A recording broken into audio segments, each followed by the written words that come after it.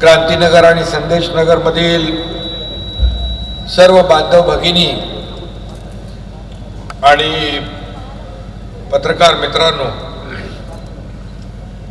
खरं म्हणजे खाली प्रत्येकाचं नागरिकाचं स्वप्न असतं हक्काचं घर, आणि स्वप्नातलं घर एकदाच मिळत असतं. आणि मला या ठिकाणी आठवत आहे की बाळासाहेब 95चं आपलं सरकार होतं, त्यावेळेस त्यांनी म्हटलं, मनोहर जोशी सर मुख्यमंत्री होते, 40 लाख झोपडपट्टीवासियांना मोफत घरं देण्याचा एक घोषणा बाळासाहेबांनी केली. आणि त्यावेळेस अनेक लोकांना वाटलं की हे काय घोषणा केली, परंतु हे काय सत्यामध्ये काही उतरणार नाही आणि हे काही शक्य नाही. खरं म्हणजे अवघडच काम होतं. परंतु आपण पाहतोय की SREचा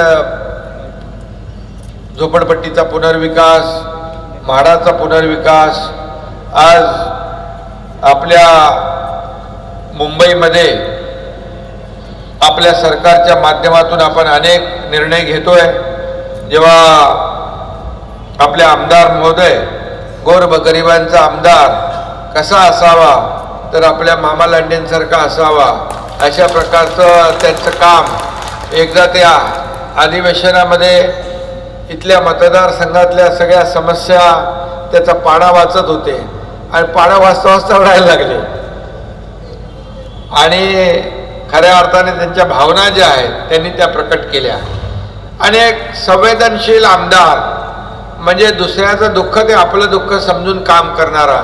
मगाशी प्रयागने सांगितलं की जेव्हा 26 जुलैचा पूर आला त्यावेळेस आपल्या मुलाची पर्वा त्यांनी केली नाही, परंतु आपल्या मतदारसंघातल्या नागरिकांची पर्वा या आमदारांनी केली.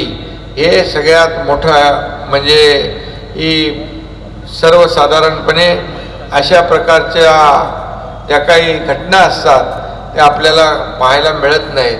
आणि म्हणून आपल्या विभागातला मतदार हे आपलं कुटुंब आहे. जसं मी समजतो तुम्ही सगळे आणि अख्खा महाराष्ट्र माझं कुटुंब आहे, तसं लांडे मामा आपल्या मतदारसंघातल्या सर्वांना परिवार समजतो.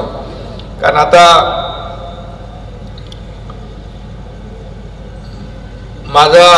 माझं कुटुंब, माझं परिवार एवढ्यापुरतं मर्यादित आपल्याला राहता येत नाही. आणि त्यामुळे आपलं कुटुंब मोठं आहे आणि त्याच्या अडचणी देखील आपल्याला सोडवायच्या असतात.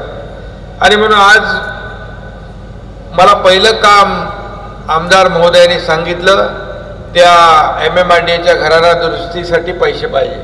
मला वाटतं आपण किती 80 कोटी पहिले 85 कोटी रुपये आपण मंजूर केले. त्यांनी मला सांगितलं असं अनेक अडचणी आहेत, त्याच्यामुळे काय पाढा वाचत नाही. आणि मला त्याची माहिती आपल्या मामा लांडे मामांनी दिली, आमदारांनी दिलेली आपल्या सगळ्यांना. त्यामुळे शेवटी हे हे सरकार सर्वसामान्यांचं आहे. आणि म्हणून आज मोठा आनंद आहे. यापूर्वी देखील 220 लोकांना घरं दिली आपण, आणि आज जवळपास 950 घरं, 961 लोकांना, 961 म्हणजे 1200 पेक्षा जास्त लोकांना घरं देण्याचं काम तुमच्या या आमदार महोदयांनी केलेलं आहे. त्यामुळे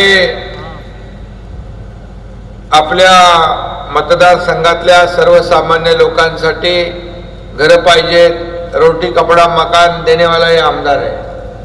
आणि ते जात पात कुछ नाही, सगळे हिंदू मुस्लिम सिख सगळे आपले भाई, सगळे गुन्या गोविंदाने राहतात. सभी लोग साथ में रहते, मामा के साथ में है और मामा आपके साथ में है. तो आणि म्हणून हॉस्पिटलचं आपण केलं. किती रुपये त्याला खर्च आहे? 500 कोटीचं हॉस्पिटल आपण मामांच्या मतदारसंघामध्ये तुमच्या सगळ्यांसाठी मंजूर केलं. त्याचं भूमिपूजन झालेलं आहे. काम चालू झालं, कामही चालू झालेलं आहे. त्यामुळे हे गतिमान सरकार आहे, वेगवान निर्णय घेणारं सरकार आहे. आणि म्हणून 1.5 वर्षाच्या कालावधीमध्ये आपण अनेक निर्णय घेतले. शेतकरी, कष्टकरी, माझ्या माता भगिनी, बांधव, तरुण, युवा, ज्येष्ठ सगळ्यांसाठी आपण निर्णय घेतले.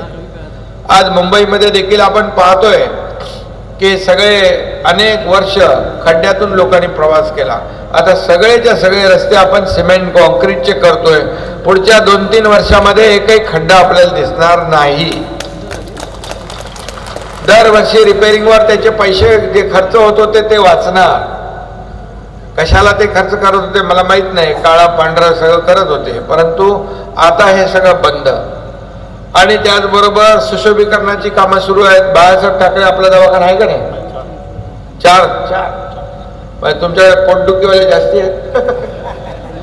पोटदुखी झाले काही लोकांना. आपलं कामं सगळी सुरू आहेत मुंबईमध्ये. ब्युटिफिकेशनचं, डीप क्लीन ड्राईव्ह, स्वच्छता, हे सगळं. त्यामुळे काही लोकांना नक्कीच पोटदुखी होते. त्यासाठी बाळासाहेब ठाकरे आपला दवाखाना आपण केलाय. पण मामाने 4 आणले तिकडे. आणि म्हणून मी आपल्याला एवढंच सांगेन, मुंबईमध्ये मोठ्या प्रमाणावर आपण विकासाची कामं करतोय. मुंबई हे आंतरराष्ट्रीय शहर आहे. हे आपलं आर्थिक राजधानी आहे. आणि म्हणून मुंबईमध्ये जगभरातले लोक येतात. त्यांना मुंबई जशी अपेक्षित आहे तशी मुंबई करण्याचं काम आपण करतोय. आज मुंबईच्या बाहेर फेकला गेलेला जो काही आपला मुंबईकर आहे की त्याचे प्रकल्प थांबलेत, काही बिल्डर प्रकल्प घेतलेत आणि सोडून गेलेत, त्यांना भाडं नाही, काय नाही. अशा परिस्थितीमध्ये आपण या मुंबईकरांना हे रिडेव्हलपमेंटचे प्रकल्प आहेत, झोपडपट्टी पुनर्विकास योजनेचे आहेत, हे आम्ही ठरवलेलं आहे. सरकार त्याच्यामध्ये निर्णय घेत आहे. प्रीमियम कमी करतोय. आपण तुमच्या इकडे जे हाईट रेस्ट्रिक्शन आहे ना, उंच फनेल झोनमध्ये, त्यांच्यासाठी आपण निर्णय घेतोय. आणि जे रखडलेले प्रकल्प आहेत ते रखडलेले प्रकल्प देखील माडा असेल, MMRD असेल, सिडको असेल, MSRDC असेल, अशा आपल्या ज्या शासकीय यंत्रणा आहेत त्यांनी टेकओव्हर करायचे आणि हे प्रकल्प पूर्ण करायचे. आणि मुंबईकर जो मुंबईच्या बाहेर गेलाय त्याला पुन्हा मुंबईमध्ये आणण्याचं काम आपलं सरकार करणार आहे. आणि त्यासाठी आपलं काम सुरू झालेलं आहे.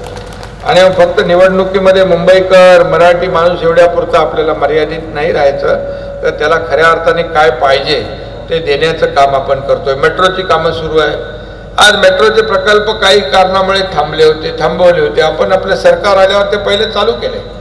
आज मुंबईतली ट्रॅफिक संपूर्ण मेट्रो कंप्लीट होईल, त्याशिवाय मुंबईतली ट्रॅफिक कमी होईल.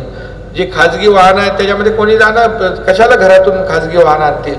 ते मेट्रोच्या एअर कंडिशन मेट्रोमध्ये बसतील. आणि अशा प्रकारे आपण कोस्टल हायवे आहे, आता MTHLचं आपण उद्घाटन केलं.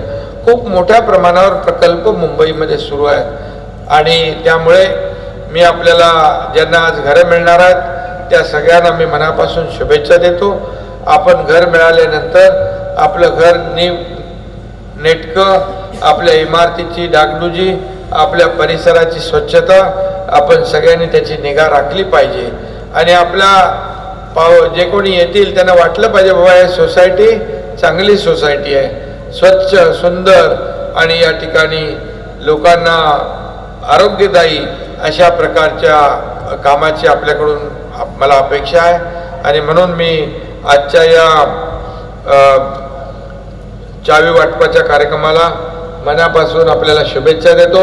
आणि काय आपण मागणी केलेली आहे, तुमची मागणी तर चालूच असते, त्यामुळे ते काही थांबणार नाही. पण ती मागणी देखील आपण मान्य करू आणि त्यांना देखील घरासाठी जे काय आणखी मला वाटतं किती घरं मिळतील आणखी, त्याच्यामधून 638 घरं आणखी त्याच्यातून मिळतील. आणि त्यामुळे सरकार शेवटी तुमचं सरकार आहे, गोरगरिबांचं, सर्वसामान्यांचं सरकार आहे. त्यामुळे पैसे तुमचेच आहेत आणि त्यामुळे तुमचा अधिकार जास्त. आम्ही सेवक आहोत आणि त्यामुळे आपल्याला कुठेही काही मतदारसंघामध्ये कुठल्याही कामाला पैसे कमी पडणार नाही. कॉन्क्रीटचे रस्ते घेतले की नाही तुम्ही? कॉन्क्रीटचे रस्ते घ्या, खड्डे मुक्त तुमचा मतदारसंघ करा, सगळ्यांना सोबत घेऊन काम करा आणि हॉस्पिटल होईल. इतरही गार्डन बिल्डन काय असेल त्यालाही आपल्याला महापालिकेने काय पैसे दिले की नाही? दिले ना. चलना सांगितलं होतं मामाला जरा जास्ती द्या पैसे आणि त्यामुळे काही कमी पडणार नाही. पुन्हा एकदा मी सगळ्यांना शुभेच्छा देतो. वेळ बराच झालाय. धन्यवाद. जय हिंद, जय महाराष्ट्र. माऊलवासियांना काम सुरू आहे तिकडे. 1500 घरं लवकरच पूर्ण होतील अशा प्रकारच्या सूचना मी अधिकाऱ्यांना देतो आणि त्यांचं देखील पुनर्वसन लवकर होईल, त्यांना पर्यायी व्यवस्था लवकर मिळेल अशी तजवीज आपण करू. धन्यवाद. CEN न्यूज, देश प्रदेश की ताजा तरीन खबरों के लिए CEN न्यूज को सब्सक्राइब करें और रहें पल पल की खबर से हर पल बाखबर.